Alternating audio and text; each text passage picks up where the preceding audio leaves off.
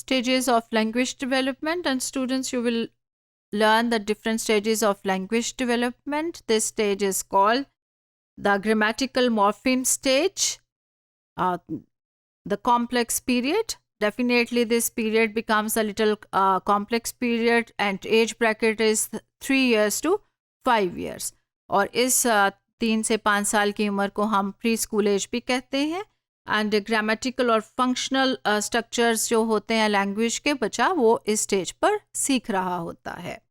Morphological development is analyzed by computing a child's mean length of utterance. Mean length of utterance, MLU भी आप देखेंगे कि literature में नज़र आएगा आपको कि each word a child produces is broken down into morphemes. कि जो बच्चा बोल रहा है, अल्फाज की तकरार करता है, वो मॉर्फीम्स में वो डिवाइड होके आता है. वो साउंड्स उसके आपको देखेंगे कि वो उसमें आपकी ब्रेक नज़र आता है, और इस तरीके से बच्चा बोलना सीख रहा होता है.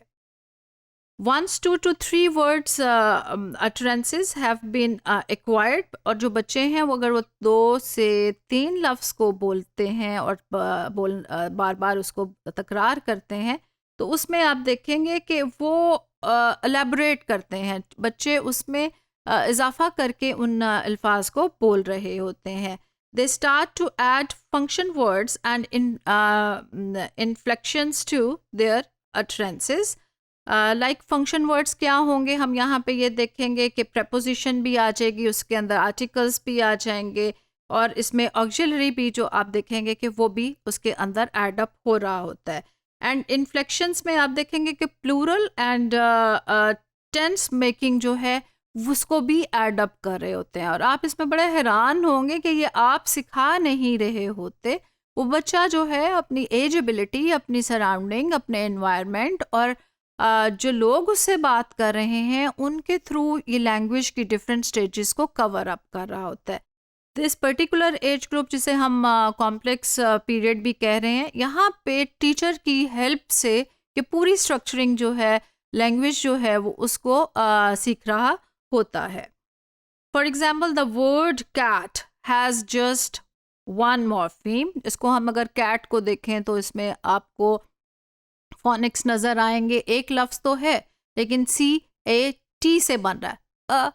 देखे सी की आवाज़ में हम क ट, तो ये मिलके जब हम करेंगे तो ये कैट बन जाएगा जाके. सो इसीलिए इसको कॉम्प्लेक्स स्टेज भी कहा जा रहा है. सो यहाँ पे देखेंगे OS लगा देगा तो ये कैट्स बन जाएगा.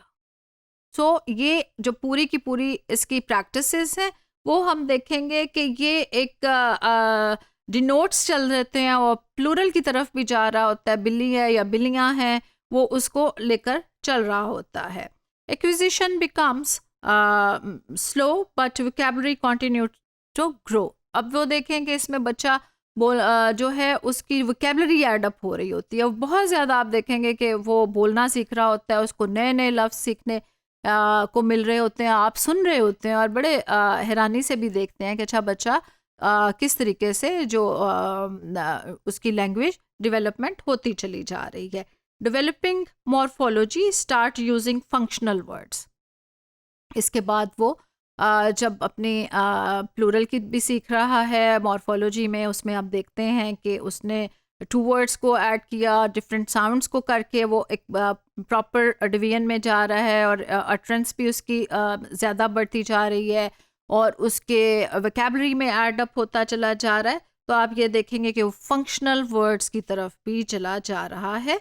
और इसमें आप देखें कि ओवर जनरलाइजेशन ऑफ रूल्स पे भी चला जाएगा. उसमें the child applies S to the words, वो बहुत जगहों पे एस ऐड कर देगा.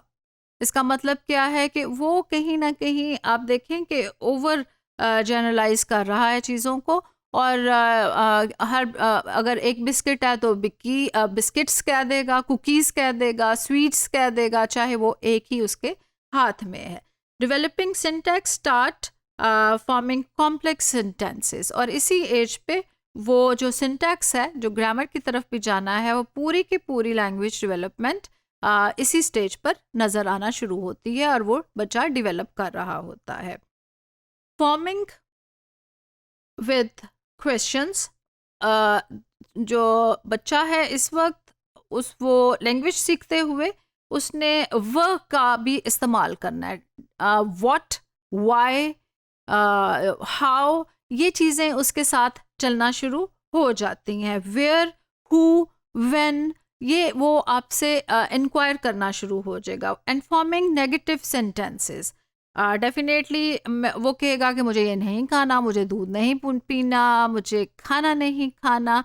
ये सब चीज़ें आप उसके इस लैंग्वेज डेवलपमेंट में भी सीख लेंगे. आप देखेंगे कि बहुत सारे बच्चे जब नहीं सीख लेंगे ना, आई डोंट वांट, तो वो इसको हर जगह इस्तेमाल करेंगे. उनको नहीं कहने की आदत कुछ ज़्यादा अच्छी लगना शुरू हो जाती है और हर चीज़ में I don't like, I know, ये कहना सीख रहे होते हैं. तो इसलिए कहा जाता है कि उनके साथ बहुत ज़्यादा नो का इस्तेमाल ना किया जाए.